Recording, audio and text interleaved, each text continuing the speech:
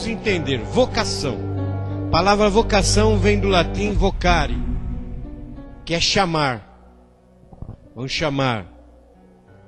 Você aceita Jesus, Jesus te limpa, te dá uma nova vida, uma nova pessoa, um novo ser, e você se sente maravilhadamente bem diante do povo, diante da igreja.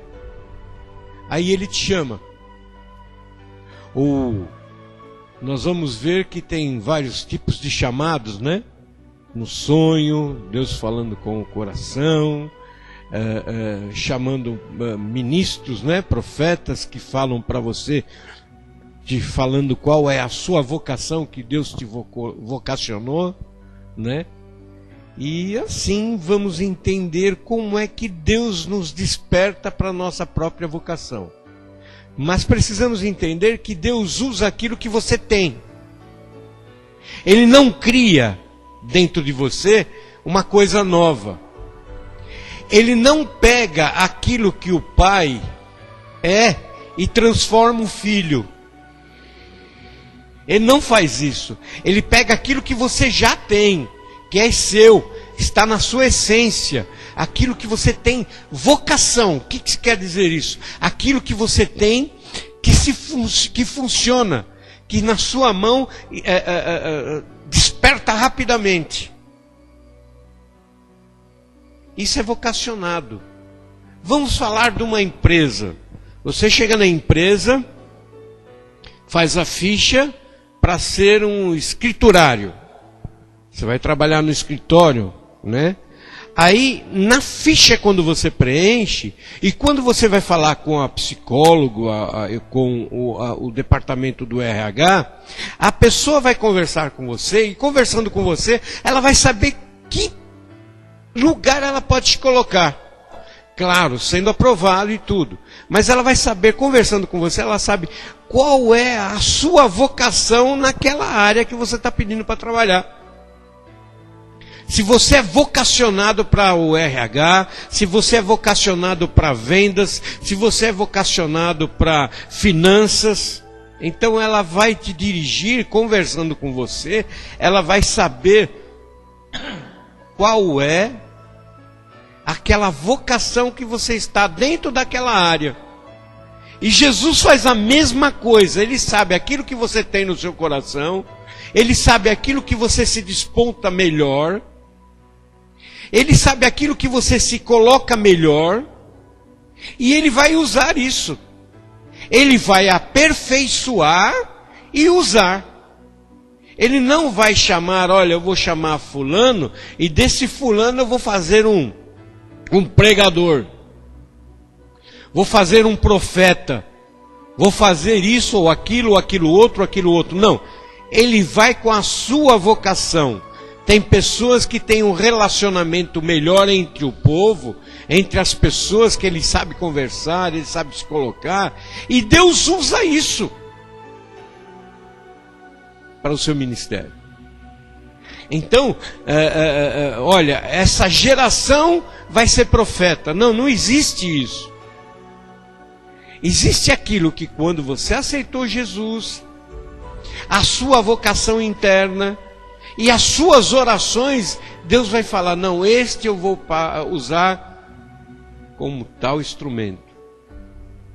Vamos falar de Paulo.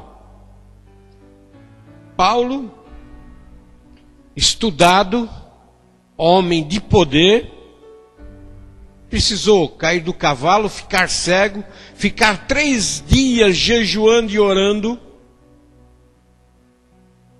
Deus vai falar com o seu servo e fala assim, visita o homem que está na rua direita, que aquele é muito amado meu.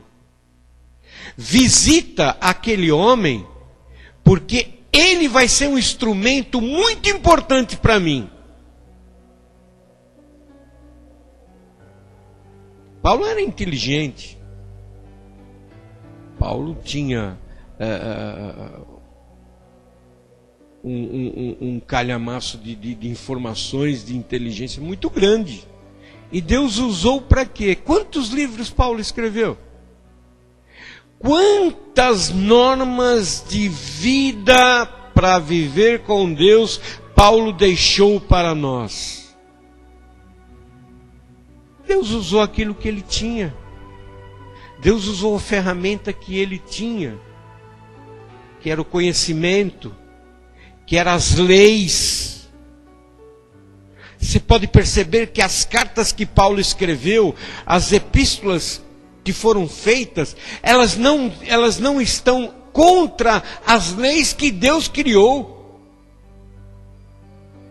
que o próprio Israel usava, os próprios hebreus usavam. Ele não criou leis contra as leis, mas ele criou modos e posições que faziam com que o povo continuava dentro da lei que Deus criou, mas com mais sem muita pressão, sem muita exigência. Mas ele criou um modo onde os homens serviam a Deus sem peso. Só ler as cartas de Paulo a gente vê isso. Então Deus usa. Se nós procurarmos no dicionário, nós vamos encontrar lá inclinação ou tendência ou habilidade. Levar o indivíduo à carreira ou profissão, atividades associadas aos seus desejos, exercer algo que lhe dá prazer. A gente trabalha em áreas que a gente gosta, tem prazer em trabalhar. Você vai trabalhar numa área que você se sente bem naquela área. Você desempenha bem a sua função. Você faz bem a sua função. Então, no Evangelho, no serviço de Cristo, é a mesma coisa. Nós temos que estar nas áreas que Ele nos coloca para temos um efeito melhor e maior para a obra. O estudo do grande avivamento na história da igreja mostra que um dos resultados sempre foi além das mudanças de vida. Você aceitou Jesus, muda a vida. Você não era mais aquela pessoa que você era. Você é uma nova pessoa. Mas, por você ler a palavra, por você aprender a falar com Deus, por você ter uma vida diferente daquela vida que você tinha antes, você começa a perceber e entender aquilo que Deus quer na tua vida. A sua própria vocação, aquilo que você tem no coração, aquilo que você age com facilidade, aquilo que você produz com facilidade, Deus vai usar. Ele vai pegar essa tua facilidade e vai usar na obra dele.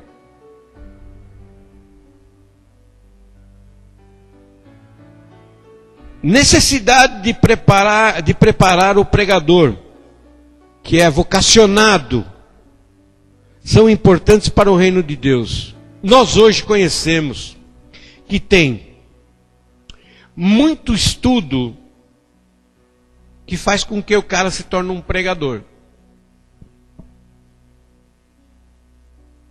Ele vai fazer um curso aí, então ele se torna um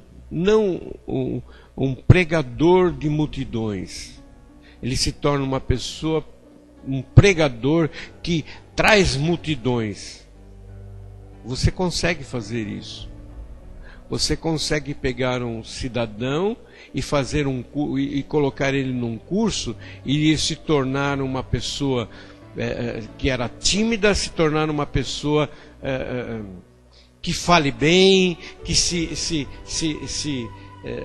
posicione bem. Você consegue fazer isso hoje. Temos hoje isso. Temos muitos pregadores assim hoje. Pregadores que eu denomino pregadores de história. Eles vêm com história. história que move o povo. Eles têm as palavras-chave, que eles conhecem as palavras-chave dentro da sua oratória, e ele consegue movimentar a igreja, ele consegue movimentar aquela população, aquelas pessoas que estão em volta dele. Ele consegue, porque ele tem as palavras-chave que ele aprende no estudo a fazer com que aconteça. Mas a vocação chamada por Deus é diferente. O pregador, quando ele sobe no púlpito, que ele estudou, ele não foi chamado, olha, você vai ser meu pregador, e já sai com a Bíblia debaixo do braço e vai de igreja em igreja, abre a Bíblia e fala, onde o Espírito Santo me enche da palavra, ele pega, lê qualquer coisa e fala. Não, ele estudou no seminário, ele foi para o seminário, ele estudou, se dedicou, se colocou diante de Deus, se posicionou diante de Deus para que ele possa ser um grande e um excelente instrumento para ele. Você vai ver a diferença. A pregação de um vocacionado por Deus, chamado por Deus, é diferente daqueles que nós industrializamos.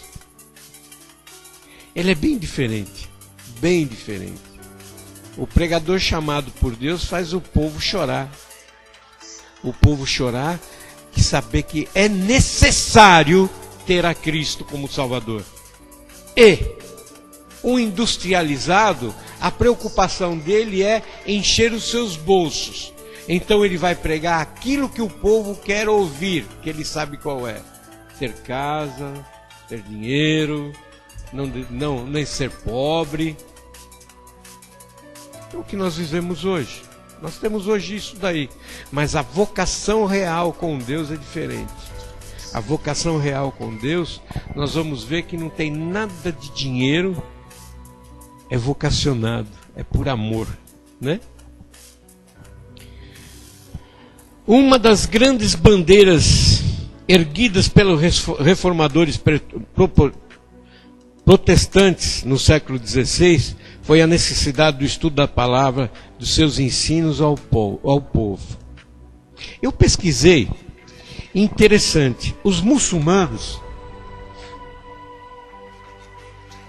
quando estavam em Jerusalém, que houve a guerra, as cruzadas, e nas últimas cruzadas, onde eles conseguiram perder Jerusalém de vez para os muçulmanos, essas cruzadas trouxeram para nós estudar, trouxeram para nós o estudo, que nós não tínhamos naquela época. Naquela época era muito fechado, só estudava padres. Os padres que estudavam eram recolhidos e colocados dentro das igrejas, e lá eles estudavam. Fora isso, não tinha estudo. Era muito raro ter um estudo. Um rei tinha estudo particular, quer dizer, formado por padres. Esse padre vinha lá no reino dele e ensinava os filhos do rei a escrever, a falar. Não tinha uma escola, não existia escola. E os muçulmanos trouxeram isso para nós. Nós fomos, a cruzada resgatou isso para nós, trouxe o estudo para nós. Então houve uma mudança, começou a ter faculdades, começou a ter escolas, graças a alguma coisa que eles trouxeram de lá. Eu não estou dizendo que ser muçulmano é bom, não, eu estou dizendo que eles tinham alguma coisa para nos deixar, como eles trouxeram o estudo para cá. E isso é interessante, porque de lá para cá começaram a ser fundadas faculdades, começaram a ser fundadas escolas, e a coisa tomou um volume que hoje é uma coisa extremamente necessária para o ser humano. Isso eu acho excelente. E foi nesta época, foi dentro deste tempo. São pessoas chamadas para conduzir o rebanho, os obreiros, os pastores, os diáconos, os presbíteros. Muita igreja não dá valor a presbítero e a diácono, mas esses também são considerados homens que são usados para qualquer lugar. Eles podem ficar à frente de congregações, à frente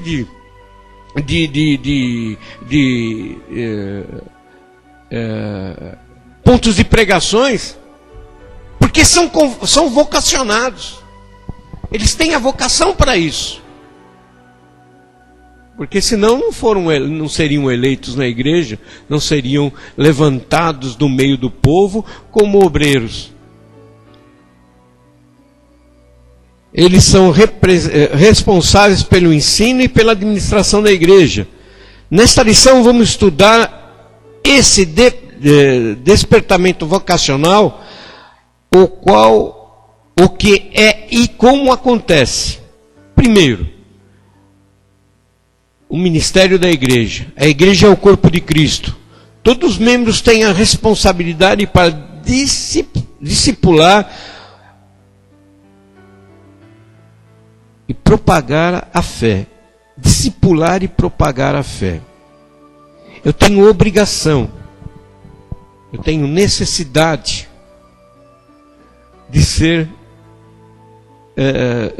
plantado em mim um pouco mais de fé, porque todo ser humano tem fé. E ele precisa se despontar com essa fé. Ele precisa saber que esta fé pode fazer com que muitas coisas aconteçam na vida dele. Mas ele vai depender, nós dependemos um do outro para que isto aconteça. Foi o que acabei de ler agora. Olha, discipulador, como discipulador, vai falar, se você, a tua fé, seja mais convincente na sua fé, para que isto possa acontecer. Não ter fé para ganhar um carro, não ter fé para ganhar na loteria, não ter fé para comprar uma casa, não ter fé para ser rico, mas ter fé em acreditar que Deus pode agir na sua vida. Ter fé que Deus possa te curar. Ter fé que Deus possa agir na sua vida intimamente, não exteriormente, mas intimamente, dentro do teu coração. Tirar os seus problemas, tirar as suas necessidades. Eu preciso discipular isso aos meus irmãos em Cristo. Eu preciso criar isso, propagar isso. Eu era novo convertido e estava num culto. Eu trabalhava de noite, então eu estava no culto à tarde, eu ia muito à tarde no culto.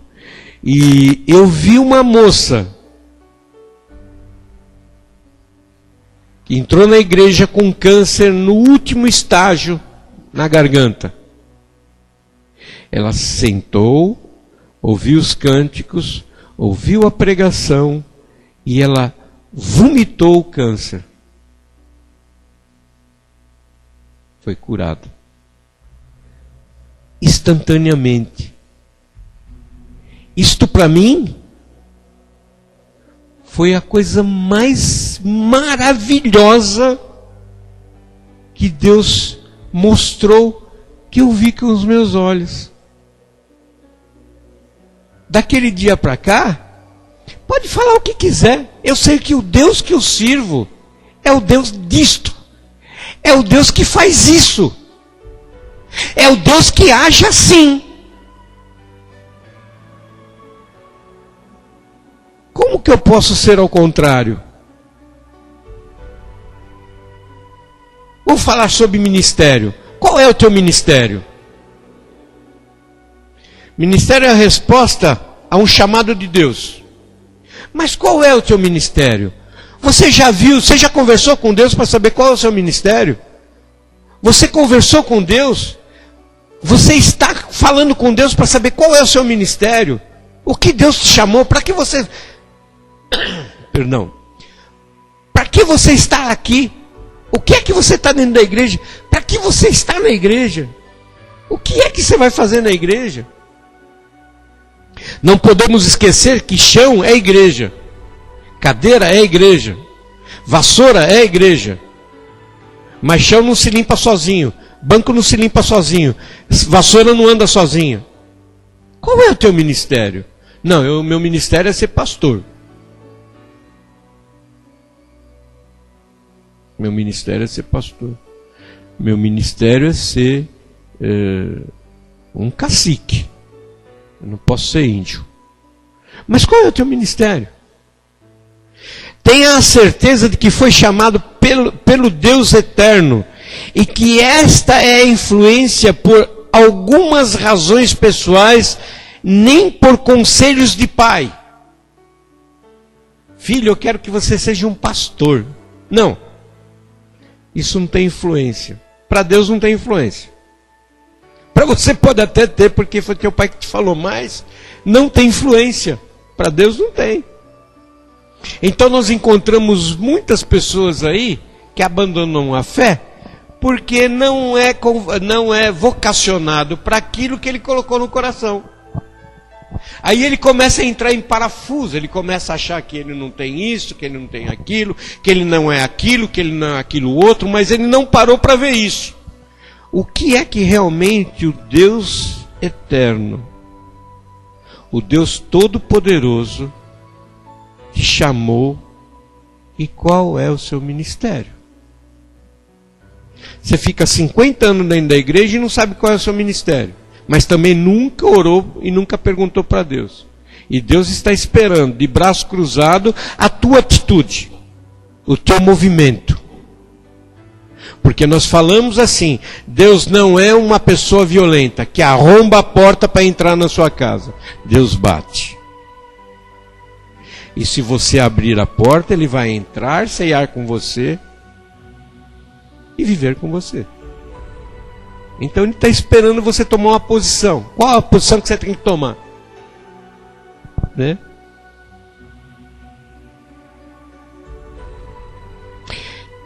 E saiba que também o ministério não é um meio de ganhar a vida, e nem profissão. Hoje colocaram como profissão pastor, né? Pastor hoje é profissão, tem que ter um salário fixo. Você procurar no jornal, você vai encontrar que tem igrejas aí que convocam pastores com salário fixo. Mas não me cabe.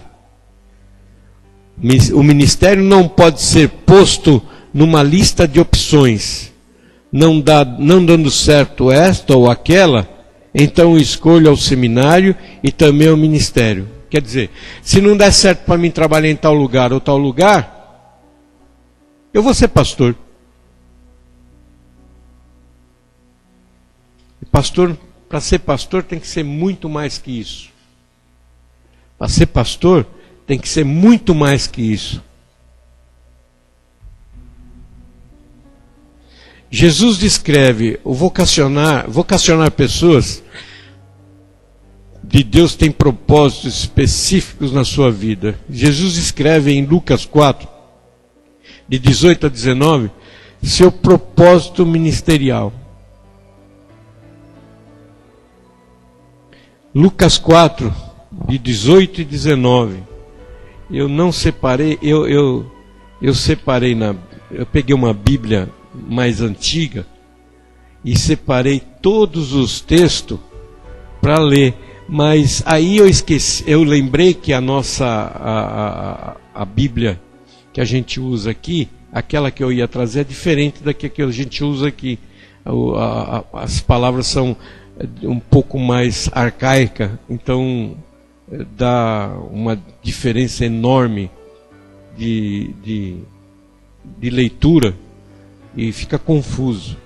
E eu trouxe essa daqui que é igual. E a palavra do Senhor em Lucas 4, de 18 e 19 é assim: e o Espírito do Senhor está sobre mim. Isso é quando ele entrou na sinagoga e abriu o rolo, e ele falou isso, ó: o Espírito do Senhor está sobre mim, pois que me ungiu para evangelizar os pobres, enviou-me a curar os quebrantados de coração, a apregoar liberdade aos cativos e dar vista aos cegos, e pôr em liberdade os oprimidos e anunciar o ano aceitável do Senhor. Esse é o ministério de Jesus. 3 anos ficou dentro desse ministério. 3 anos. No chamado de Isaías a mesma coisa, né? O Senhor lhe disse o que fazer. Quem enviarei? Não é assim que está o texto? Quem enviarei? Isaías vira: eis-me aqui, Senhor, envia a mim. Enviar fazer o quê? Enviar o Evangelho. Falar do Evangelho. A sequência, o começo para que Jesus desse sequência. Você pegar os textos de Isaías, você vai ver que ele fala do Evangelho. Ele fala daquele que há de vir das mãos de Deus para trazer o Evangelho, trazer o conserto, trazer a união.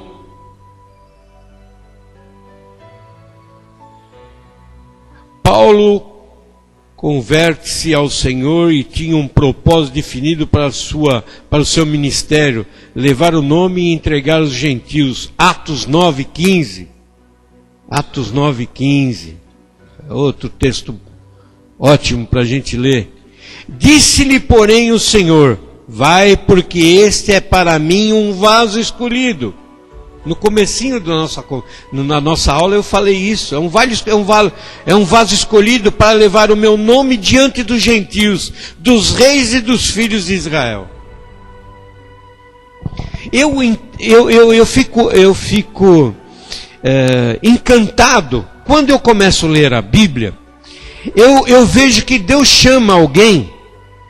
Deus chamou Moisés, na sarça pegando fogo que não se consumia. Moisés vai lá ver aquela coisa interessante, aquela coisa maravilhosa, e de dentro daquele fogo sai uma voz que fala assim: tira a sandália que aqui é uma terra santa. Moisés se ajoelha e Moisés começa a conversar com aquela voz, e aquela voz diz a Moisés o que ele tem que fazer. Vamos um pouquinho mais atrás. Abraão, a voz para Abraão: levanta, pega as tuas coisas e sai da tua parentela, sai desse meio aí, ó. Vem para onde eu te mandar. Olha, você será uma multidão. Deus sempre falou. Deus falou para Abraão: Abraão, pega tal animal, corta ao meio e põe aqui. E ele dividiu os animais e ficou uma noite tenebrosa, uma noite sofrida. Quando acabou aquele tempo, Deus chega para Abraão e fala assim: olha, meu povo vai sofrer isso. Ficaram 430 anos envolvidos lá no meio do Egito, sofrendo. Mas eu não vou esquecer. Todas as pessoas que Deus chamou, todos os profetas que Ele chamou, Ele disse o que ia acontecer e como ia acontecer e como Ele ia agir. Pode ver no texto bíblico, é maravilhoso isso. É maravilhoso, porque Deus não deixa nada escondido. Pode ver Jesus falando aos 12: olha, eu vou ser pego, vou ser preso. Jesus vem falando. Isso que é interessante com Deus. Deus, quando te chama para vocacionar você, Ele fala o que vai acontecer, como vai acontecer e de que jeito vai acontecer. Mas eu estarei contigo. Eu estarei contigo. Eu serei contigo. Quer dizer, nada vai te atingir, nada vai te acontecer. E hoje vocacionar é fácil. Você vai fazer um curso aí, paga R$1.500, R$2.000, você sai de lá um vocacionado. Aí lê alguns textos aí que você aprende a fazer uma boa oratória. Você pega uns textos bons aí que faz o povo gritar, o povo chorar, o povo fazer um monte de coisa, e você vai e prega e começa a ganhar dinheiro que nem água. Queria estar errado, mas é o que está acontecendo. Pastores, presbíteros, né? Como eu disse antes, os que estão à frente do rebanho devem pastorear espontaneamente. O que significa isso? Se dedicar, se colocar de graça. É pela graça. Ah, mas ele precisa comer. Sim, ele vai ter o seu salário. O texto, a Bíblia diz: excelente trabalhador tem o seu bom salário. Acabou. Chegou.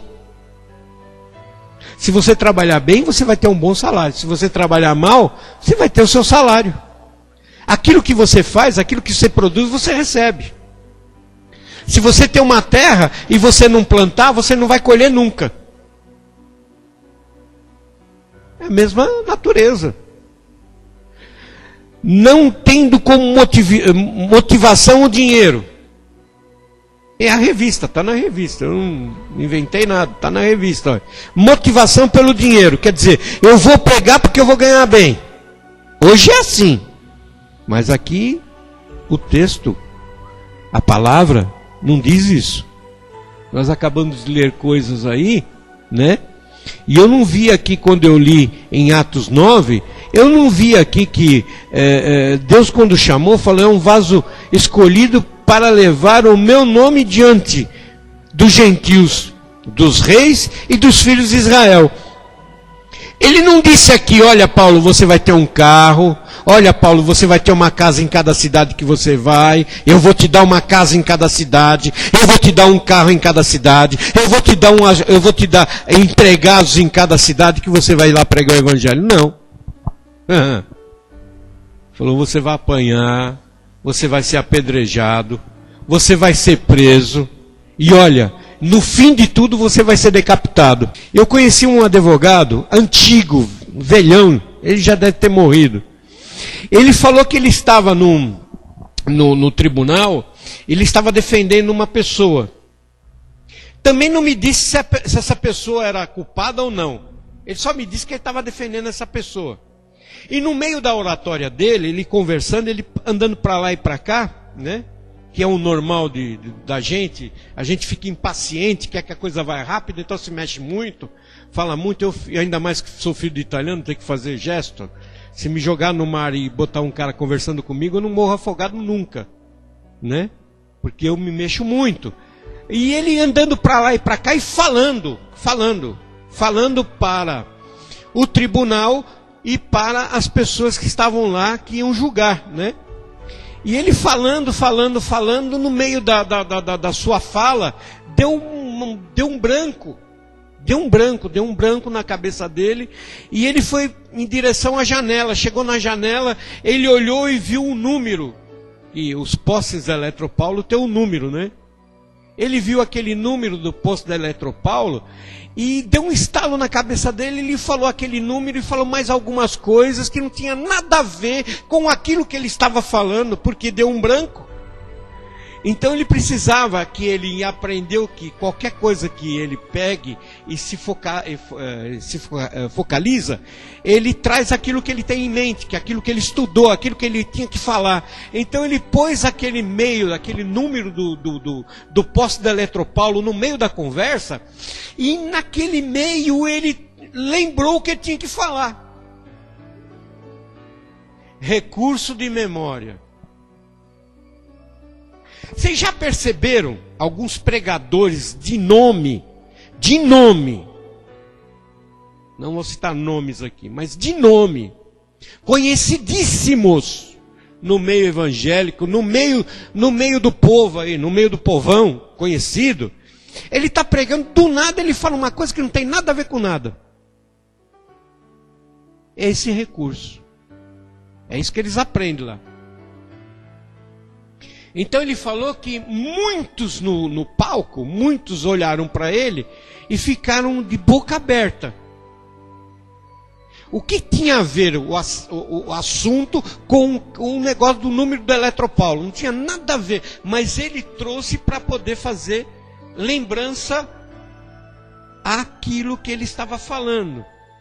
E ele ganhou a causa. Ele ganhou a causa. Para você ver que o que eu estou falando tem um fundo. Tem um fundo realmente. Isso aí a gente sabe. Isso a gente sabe. Eu conheço não, tem muita gente que conhece aqui, tem pastores. No meio da Bíblia tem umas páginas em branco. Né? Aí começa um folclore no meio do povo evangélico, com essas folhas em branco. Começa um folclore que é folclore. Aí eu tenho um amigo pregador de multidões que nessas folhas ele tem 2 ou 3 pregações, 2 ou 3 esboços nesse mesmo sentido, né? Olha, chega uma parte do esboço dele que fala assim: olha, agora você conta uma piadinha. Na outra parte, ó, agora você comove o povo, faz cara que vai chorar, como você acabou de falar, a mesma coisa. Eu vi na Bíblia dele. E ele é uma pessoa, você vê como é a aula que eles têm. Ele chega, ele olha o povo, no que ele vê do povo, ele vai naquele texto, aqueles 2, 3 textos que ele tem, e ele vai pregar em cima daquilo. Ele tem o texto já. Entendeu? E por incrível que pareça, num culto ele veio e pregou. Ele pregou não, ele falou o mesmo texto, que há uns 3, 4 meses atrás ele já tinha pregado o mesmo texto para a igreja. Aí o pastor cutucou ele e falou assim: esse texto você já pregou? Não, eu mudo agora. Eu mudo. Assim. No púlpito. No santo dos santos para muitos. Não, deixa que eu mudo. Pode deixar que eu mudo.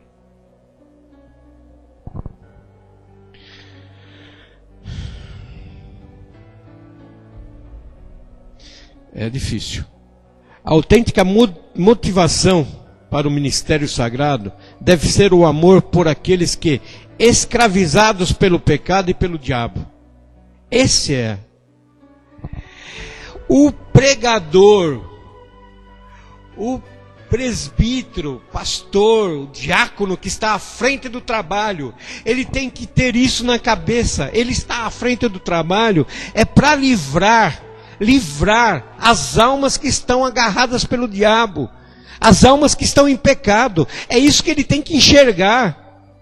Ele tem que ser preparado para isso. Ele tem que ter uma autenticação motivada para o ministério sagrado. Todos os ministérios têm que ter essa vocação, têm que ter essa autenticação. Eles têm que estar preparados para isso. Tirar a pessoa escravizada do pecado, tirar a pessoa conduzida pelo diabo, para encontrar a verdadeira vida em Cristo. Ele é o Evangelho. Isto é aquilo que nós lemos. Olha, querido, vai lá. Está vendo? Tem um homem lá, eu preciso daquele homem, aquele homem vai ser um vaso importante para mim. Você vai lá, você vai impor as mãos sobre ele, vai orar por ele. Porque ele já está preparado para me ouvir. Ele está preparado para fazer aquilo que eu pedi para ele fazer. Não é para outra coisa. Eu não quero ser pastor para ser milionário, andar de carro, ter uma coleção de BMW, ter 10, 12 segurança em volta de mim, né? Simular uma facada no pescoço para vender a minha camisa com o sangue. Para! Isso não é vocação. Isso tem outro nome que eu não posso falar agora. Ministério de uma nova aliança. Todos somos servos e chamados para servir. Todos somos servos e são chamados para servir. Todos temos o dever de evangelizar. Todos temos o dever de falar de Cristo. O que Cristo fez na sua vida, Ele vai fazer na vida de outro, se você falar. De orar uns pelos outros e de realizar a obra. É o que Jesus mandou fazer. Jesus não mandou fazer outra coisa a não ser isso. Segundo tópico, como uma pessoa é chamada para o ministério. O ministério é dom de Deus. Começa por aí. Se é dom dele, é ele que distribui. É a mesma coisa que você entrar no seu setor de serviço e encontrar com o teu encarregado aquele calhamaço de OS, de ordem de serviço, ele que vai distribuir a ordem de serviço. Não é você que vai lá e vai escolher a ordem que você quer. Certo? Não é isso? Não é assim que funciona? Em todo lugar que você vai? Deus é a mesma coisa, o ministério é dele. O ministério está na mão dele, ele distribui para quem ele quer e como ele quer. Como eu disse no começo, ele vai usar a sua vocação. Ele vai usar aquilo que você tem na sua natureza. Ele vai usar aquilo que você contém dentro de você. E ele vai encaixar o ministério. Porque o nosso ministério diante dele se encaixa. Eu tenho um irmão que falou para mim que o ministério é que nem uma luva, encaixa na mão. O ministério é como uma luva, se encaixa. E é verdade. É verdade. Vamos dar uma experiência aí. Pessoas que são que têm a vocação de tesoureiro. Nossa, tem pessoas que têm a vocação de tesoureiro. Você dá coisa na mão dele, ele pega rapidinho. Tem pessoas que têm a vocação de ser secretário, pega a coisa rapidinho. Tem pessoas que têm a vocação de guardar as coisas na cabeça e você não precisa falar muita vez, não. Fala uma vez só, o cara guardou, daqui a 3, 4 meses você vai falar com o cara, não, eu lembro do que você falou. Então isto é aquilo que você tem internamente. Então é isso que Deus trabalha com isso. Ele trabalha com este que você tem e ele te dá o ministério dele. Ele fala, aqui está o seu ministério. Vai encaixar com aquilo que você tem na sua vida. E vamos que vamos. Eu necessito que você trabalhe para mim. Pronto. Né? Ele mesmo concedeu uns para apóstolos, outros para profetas, outros para evangelistas e outros para pastores e mestres. Não pode, amados, eu não sou contra quem fala que tem todos os dons. Cada um. Mas eu entendo que ele concedeu para cada um conforme a sua vontade.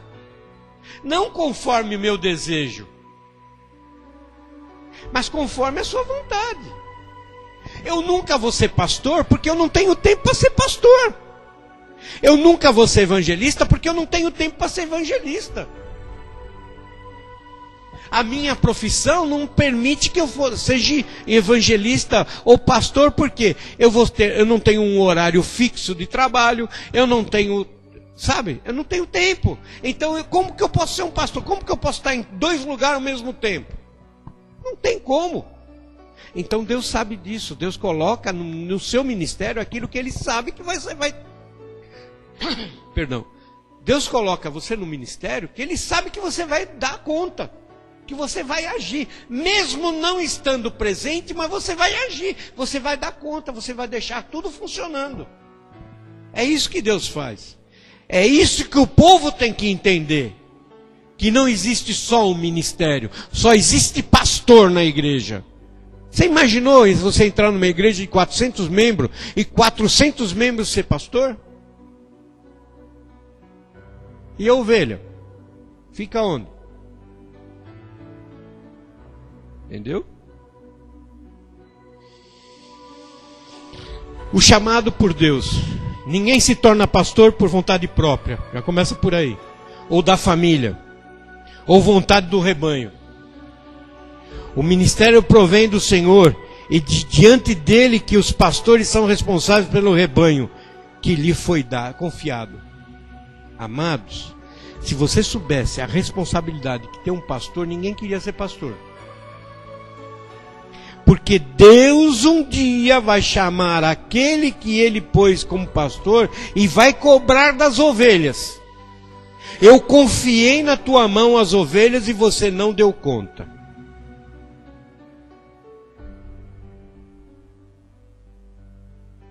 Nós temos texto, nós não vamos ter tempo, né? Senão complica.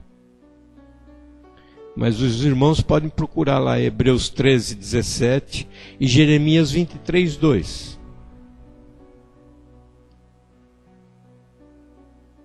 Separados do meio da ovelha. O pastor não nasce fora do meio das ovelhas. O pastor só nasce dentro do meio das ovelhas. Veja como encaixa, né? Aperfeiçoamento da vocação que o Deus te deu como ministério. Você se aperfeiçoar, quer dizer, você estar cada vez melhor. Cada vez mais você tem que ser melhor. Sim. Sim, é do rebanho que nasce. Não nasce fora do rebanho. O pastor, ele nasce dentro do rebanho.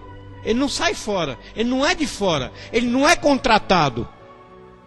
Não é como fazem aí, que coloca no jornal lá, preciso de um pastor, salário de 12.800 por mês. Casa e carro à disposição. Entendeu? Não é assim. O pastor nasce do meio do povo. E também tem um detalhe, que eu vou repetir, porque eu já li, né? Do meio das ovelhas, né? Onde está?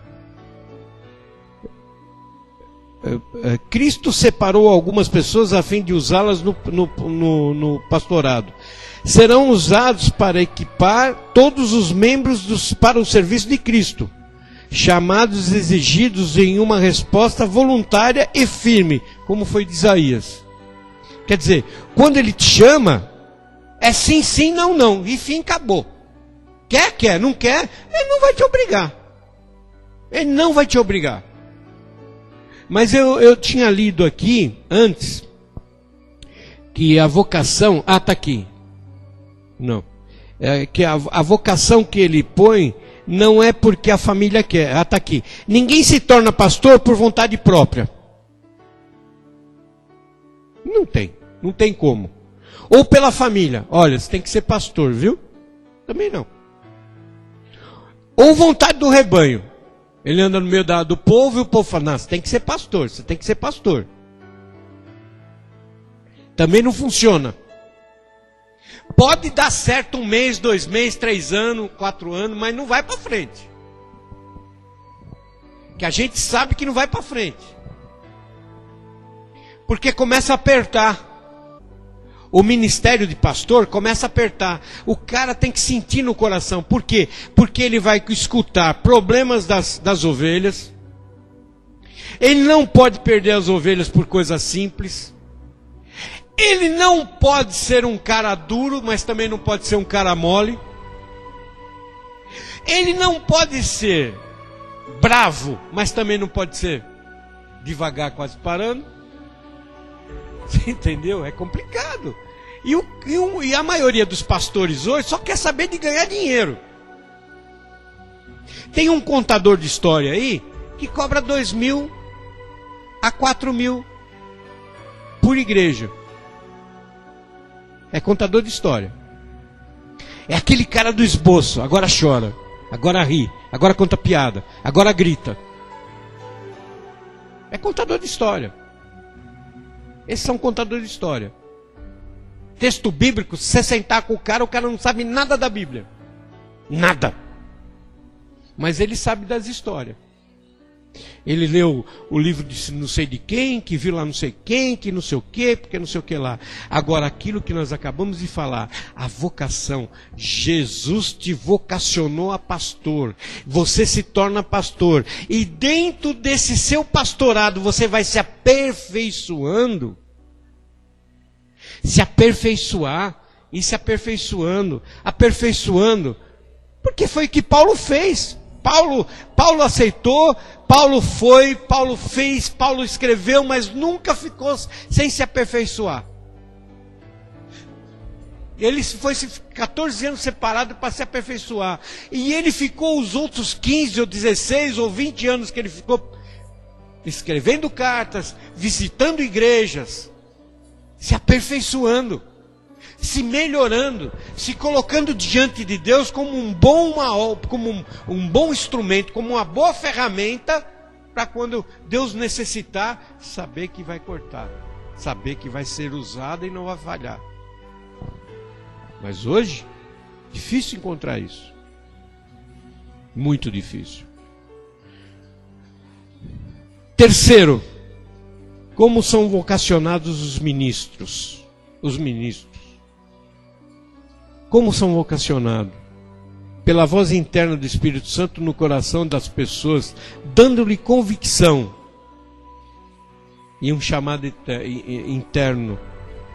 Você está dormindo, o Senhor se posiciona em sonho. Você está orando, o Senhor fala em teu ouvido. Você está sentado numa cadeira e o pregador fala com você diretamente. Você está andando na rua e um profeta te segura e te passa o recado que Deus tem com você. Deus vai falando com você continuamente. Deus vai falando com você toda hora e todo instante, falando do ministério que Ele tem com você, do que Ele precisa de você, de como Ele necessita de você. E Ele vai se colocando cada vez mais Ele vai colocando no teu coração a vontade que Ele tem de te usar. Isso é saber, isso é sentir, né? Como ser vocacionado. Esta vocação pode ser confirmada, então, por profecia, visão, revelação, sonhos, etc. É o que eu acabei de falar. Você está sonhando? Olha, eu sonhava que eu estava em cima de uma pedra e tinha uma multidão. E eu com a Bíblia aberta na mão.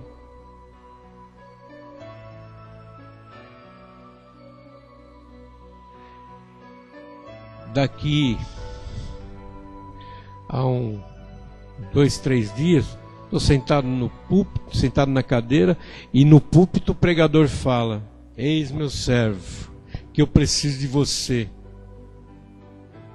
Dentro do texto bíblico, olha, eu uso você como eu quero, do jeito que eu quero. Aquilo que te mostro é seu, é para você.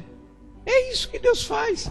Vai te falando, vai falando para você, vai te mostrando, vai te informando. Aí Ele te vocaciona a você, Ele prepara você para ir para o seminário, para você se preparar. Aí Ele manda você para não sei aonde, Ele manda você para não sei aonde. Sim.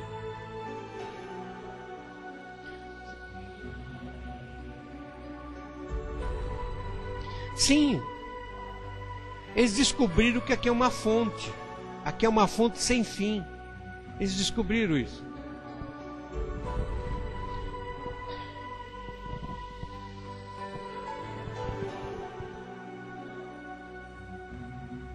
Esse é um dos males. É o que eu falo. O preparo demora. O preparo demora. O que adianta eu convocar uma pessoa a ser pastor? Apesar que ele estava enxergando o quê? A sua condição. Ele estava enxergando tudo que você tinha um preparo para tal. Mas não era o momento. Você entendeu? Não é o momento. O momento é de Deus, não é o momento. Você pode se preparar, você pode fazer o que você quiser. Quando não chegar o momento que é dele, não adianta. Não adianta. Você vai dar com os burros na água. Você vai se machucar. Porque você vai encontrar. Olha, fica cá entre nós. No meio do povo você tem lobos. E você vai encontrar esses lobos que vão te comer. Eles vão comer a tua fé. Eles vão comer o teu chamado. Eles vão devorar você. Porque você entrou no momento errado. Você agiu no momento errado. Você se colocou no momento errado. É o momento de Deus? É. Então é que é verdade. Está aí, é pastor, e daí? Mas foi na hora que Ele quis. Na hora que Deus quer, colocou e a coisa funciona. A coisa deslancha, a coisa anda. Agora, fora do momento de Deus, a coisa não anda. E os lobos vêm em nhoca. Aí você é desafiado. Você é desmoralizado. Você tem conhecimento da palavra? Tem. Você tem um ministério? Tem.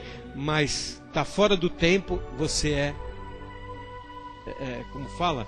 É destroçado. E para você recuperar, demora. Entendeu? Deus procurando confirmar a veracidade do seu chamado. Você, quando tem um chamado que Deus te chama, confirma. Vai ver o Gideão. Senhor, tu é comigo? Está aqui esse algodão. Eu quero ver esse algodão molhado e a terra seca. No dia seguinte ele vai lá, a terra seca, ele pega o algodão e espreme o algodão molhado. Legal. Senhor, eu quero agora ao contrário, o algodão seco e a terra molhada. Foi lá a terra molhada, o algodão sequinho. Ele falou, agora eu sei que o Senhor é comigo. E eu vou. Viu o que ele fez? Quando você tem a certeza que aquele ministério que Deus te deu, você tem a certeza, a convicção que é realmente Deus que te deu aquele ministério, que você fez comprovação do seu ministério, a coisa acontece. A coisa acontece. Tudo acontece, porque é a vontade dele que está em pauta, está em primeiro lugar. Quando nós somos convocados por Deus, a vocação que a gente tem interna e a vocação que Ele nos dá, que é o ministério, se casam, que eu falei que é como uma luva, se encaixa como uma luva, o que acontece? Nada é difícil. Tudo acontece às maravilhas. Eu não estou falando que não tenha luta, vai ter luta. Eu não estou falando que não vai ter problema, vai ter problemas, porque teve problemas e tem problemas. Sempre vai haver problemas, concorda comigo ou não? Não é verdade? Todo ministério tem um problema. Ou é A, ou é B, ou é C, mas tem um problema. Porque sem problema você não começa a orar, você não começa a procurar Deus, porque as coisas estão acontecendo, você não precisa procurar. Você não precisa procurar Deus, não precisa orar mais, porque as coisas estão acontecendo. Elas não podem acontecer muito rápido, porque você tem que dobrar o seu joelho. Dobrar o seu joelho. Estar diante de Deus, por quê? Porque você tem que entender que tem ministérios dentro do próprio ministério. Tem pastores que têm o dom de ser aconselhador. Tem pastores que têm o dom de ser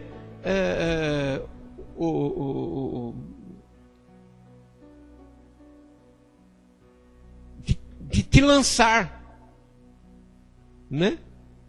Tem pastores assim. Tem pastores que você tem o prazer de sentar e contar o teu problema com ele, parece que está te arrancando, né? E ele te dá a solução.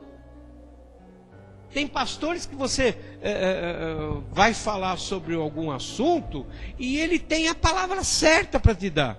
Então é um ministério dentro do ministério, que é aperfeiçoado por você. Deus te deu o ministério e você tem que se aperfeiçoar. Você tem que entender. Você tem que saber manusear, você tem que saber fazer. É a sua ferramenta. Então é uma coisa que você tem que afiar a sua ferramenta. Como que você vai trabalhar com uma ferramenta sem fio? Como que você vai trabalhar com uma ferramenta que está mal calculada? Não tem como.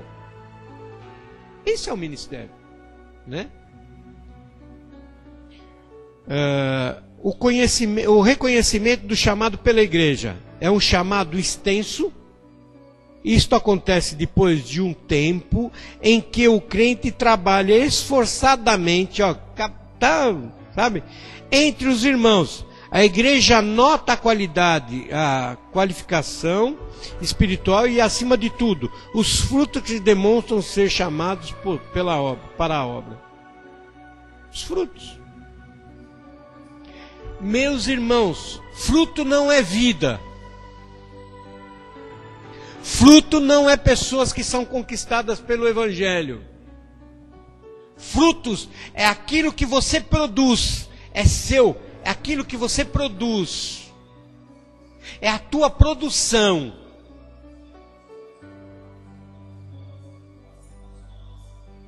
Não é vidas. Fruto é aquilo que você produz. Aquilo que você era um cara teimoso e você acaba não ficando mais teimoso. Você era um cara que discutia e você agora não discute mais. Você é um cara que falava antes de pensar, agora você pensa para falar. Isso são frutos. Mudança. Você nunca vai plantar uma laranja para colher fruta, outra fruta, você vai colher laranja. Você nunca vai plantar uma macieira para colher laranja na maçã. Não, você vai plantar macieira e vai dar macieira, vai dar maçã. Mas se você trabalhar na terra, se você tirar as folhinhas, se você dar um trato na árvore, cada vez que ela produzir maçã, ela vai produzir uma maçã melhor, não é isso? Ela vai produzir melhor, cada vez mais melhor. Você vai impedir dos bichinhos atacarem, você vai impedir das aves atacarem a fruta, para a fruta ser uma fruta boa. Ela vai cada vez que ela for produzida, ela vai sair melhor. Ela vai sair mais doce, ela vai sair mais suculenta. Não é isso? É a mesma coisa nós. Nós, quando aceitamos a Jesus, nós temos que trabalhar com nós mesmos. Olha, eu era impaciente, agora eu tenho que ser paciente. Eu era ansioso, agora eu tenho que acabar com a ansiedade. Esse é o nosso fruto. Não é almas, é fruto. Esse é meu fruto. Essa é a minha mudança. A mudança do meu ser, né? O sustento dos vocacionados. Muitas vezes é chamado e ocorre um jovem que não tem recursos financeiros, a sua família não pode sustentá-lo.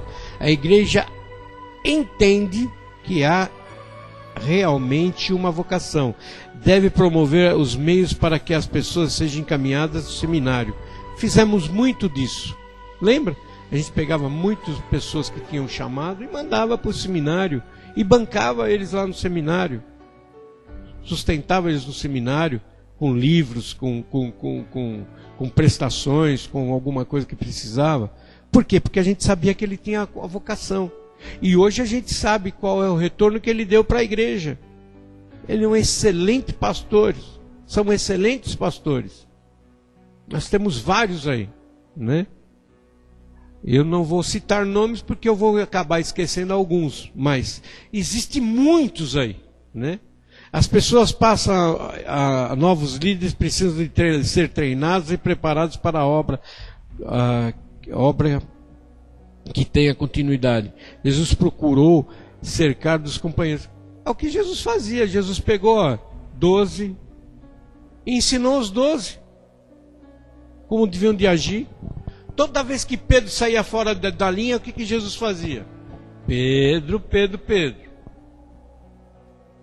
Todas as vezes. Jesus ensinou. Olha, estou convosco. Pedro falava, o Senhor tem palavras que nos seguram, tem palavras que nos dá garantia, tem palavra que nos dá sustento. Por que eu vou sair de perto? Por que eu vou se afastar? Então precisamos disso. O papel do seminário na preparação de obreiros. Sabe-se que um pastor, acima de tudo, deve conhecer a Bíblia e a teologia. Precisa saber como administrar uma igreja local e ensinar o povo. Mas vai ser fundamental ter um outro conhecimento que lhe ajudem a bem desempenhar o seu trabalho na comunidade. Ele pode ser um excelente pastor, mas ele precisa ter um estudo. Ele precisa estudar. Ele precisa estudar. Antigamente a gente achava que até um básico ajudava. Hoje a gente vê que básico não ajuda. Tem que ser o mais aprofundado. Tem que ser o mais aprofundado. E tem um detalhe: você se formou, não abandonar. Tem que continuar a estudar. Tem que continuar a estudar, porque a obra lá fora tem artimanhas que nós aqui dentro desconhecemos. As artimanhas que tem lá fora é terríveis. E nós, se mantendo honestos, nós se mantendo fiéis, não conhecemos. Porque o que é honesto e fiel dentro da palavra, ele é honesto e fiel diante de Deus. Mas os que estão lá fora não estão nem preocupados com Deus. Muito despreocupados. Muitos despreocupados. Bom, terceira posição. A prova da vocação ministerial. O pastorado não é profissão, mas o ministério é sagrado. Por isso requer um chamado, virtudes específicas e desejo pessoal de consagrar esse tipo de trabalho. Volto a repetir. O pastor é digno de um bom salário. Não de enriquecer, não de ficar rico. Não de ter coleção de casas, de carro, de aviões, como alguns aí têm. O pastor, eu acho interessante, agora eu não sei se foi o Rex Humber ou foi o Billy Graham lá, que foi chamado para ser,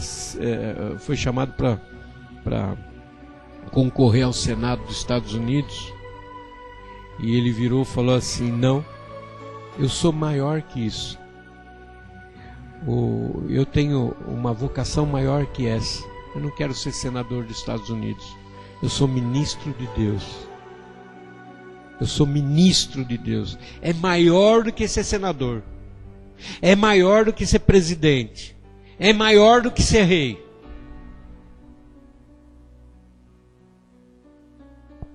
Né?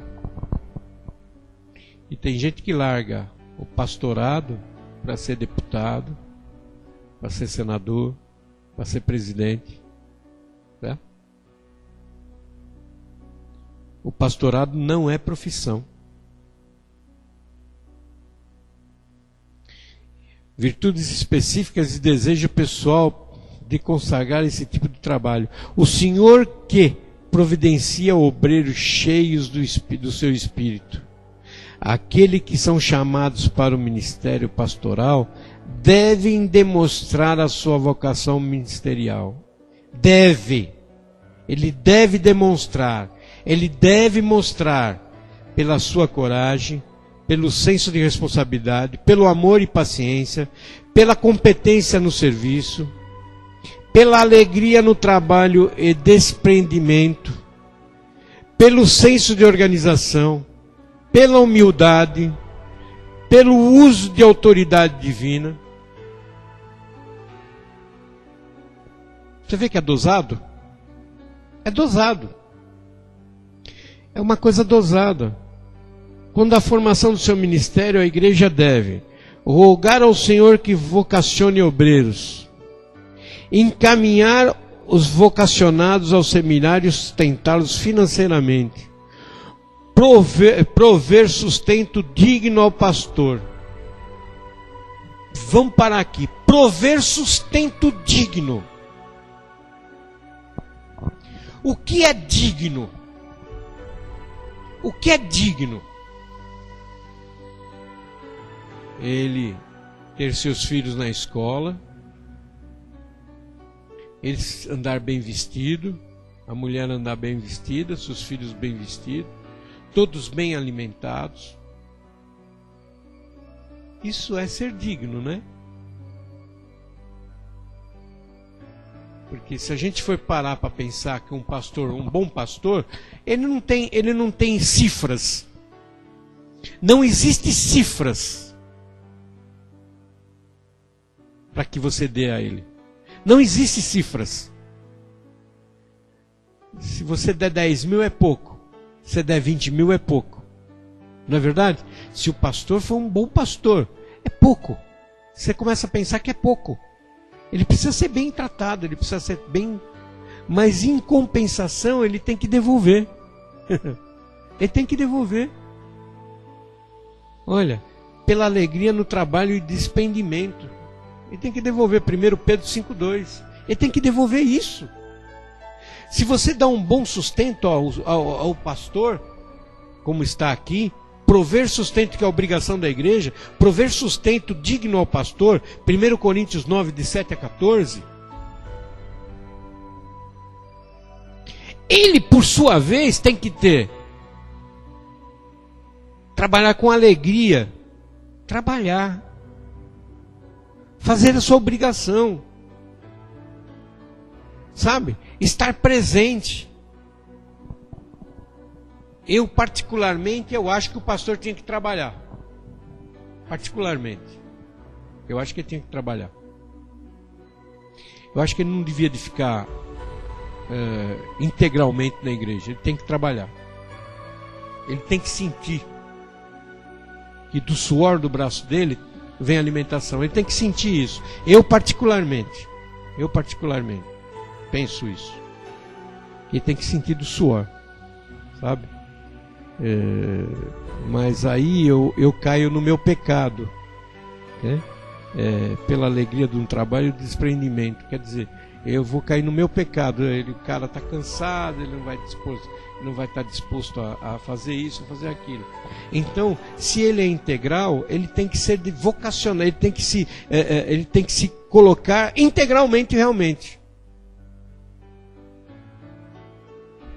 Inventaram aí que segunda-feira é folga de pastor. Eu não conheço isso. Porque aqui sai fora disso aqui. Sai fora. Por que segunda-feira é folga de pastor? Pastor tem folga do quê? O que ele fez? Né? O que ele fez? Mas eu estou falando minha pessoa. Porque eu entro em atrito com aquilo que está escrito aqui, ó. Pela competência no serviço, pela alegria do trabalho e desprendimento, pelo senso de organização. Eu começo a sentir isso. Segunda-feira é folga. Por que folga segunda-feira? E se Jesus vir segunda-feira? Ele não vai. Ele está de folga. Voltar para a igreja lá. A obrigação da igreja, né? Rogar ao Senhor que a vocação de obreiros, encaminhar vocacionalmente os obreiros, as pessoas que tem o chamado e sustentá-la financeiramente, prover de um bom salário para o obreiro, dar oportunidade de trabalho a todos os crentes para que possam ouvir o seu chamado do Senhor, organizar os trabalhos femininos de jovens, enfim, de estimular o surgimento de lideranças, né? Isso é obrigação da igreja. Obrigação da igreja, mas observado pelo pastor. O pastor tem que observar todos esses dados aqui. O pastor tem que observar. Os obreiros que foram invocados pela igreja têm que observar isso. Desculpa, irmãos. Entendeu? Os obreiros têm que ver isso. Os obreiros têm que viver nisso. Agora, chega, a igreja produz obreiros. Aí no meio desses obreiros tem ciúmes. Porque eu sou melhor que ele, eu prego mais que ele, eu vou mais que ele. Para com isso, meu. Nós tivemos um problema entre Paulo e Pedro. E foi convocado um concílio. Mas qual era o problema entre Paulo e Pedro? É que Pedro falava que quem se convertia tinha que fazer a circuncisão. E Paulo falava que não precisava. E a briga foi por causa disso. Não foi por causa do ministério. Ah, você tem um ministério maior que o meu. Não. Foi por atitudes. Entraram no conciso. Olha, a partir de agora não precisa mais. Vai seguir. E um seguiu e o outro seguiu. Ambos seguiram sem problema nenhum. E somos o que somos hoje. E temos todas as informações aqui. Mas hoje você encontra dificuldade. É porque eu estudei eu fiz seminário lá no Mackenzie. O outro, eu fiz seminário lá na PUC. Eu fiz seminário lá na FAI. O outro, eu fiz seminário na USP. Então, já que eu fiz seminário na USP, eu sou melhor. Já que eu fiz seminário no Mackenzie, eu sou melhor. Já que eu fiz... Para! A convocação é feita pelo Senhor. Ele que vocaciona. Não importa onde você estudou. Se você teve condição financeira de estudar na melhor escola, ótimo, maravilhoso. Se você não teve condição financeira de estudar na melhor escola, mas estudou na pior, vamos pôr assim, né, numa escalinha, na pior, ótimo. Os dois estudaram a mesma coisa. Os dois estudaram a mesma coisa. Usaram os mesmos livros. Falaram do mesmo Deus. Qual a diferença? Nós que colocamos a diferença. Então, meus irmãos, os 12 apóstolos são os melhores do mundo, porque o professor foi Jesus. Eles morreram, acabou o evangelho, acabou o trabalho, acabou o ministério, acabou a vocação, acabou tudo. Por quê? Os melhores eram com Jesus. E eles não estão vivos por aqui. Alguns aí se intitulam apóstolos. Eu não sei como não chegaram agora a ser arcanjos. Não sei. Né? Não, entendeu? Não sei. Eu não sei por que usar graus. Eu não sei por que usar escadas. É só militar que usa escada. Aqui não precisa, no Evangelho não tem escada. Somos todos obreiros, somos todos servos do mesmo Senhor. Tem vocações diferentes, vocações. Não tem... Olha, você para falar com fulano tem que ser fulano. Ah, para! Não existe isso. Jesus nunca colocou isso. Então pensem bem na sua vocação. Converse com Deus para saber a sua vocação. Se você está já dentro da sua vocação com Deus, se o ministério de Deus já está na sua vida, se o ministério de Deus já está agindo dentro da sua vida, se o ministério de Deus que o vocacionou já está agindo, se você está agindo no seu ministério. É com estas palavras que eu encerro essa aula.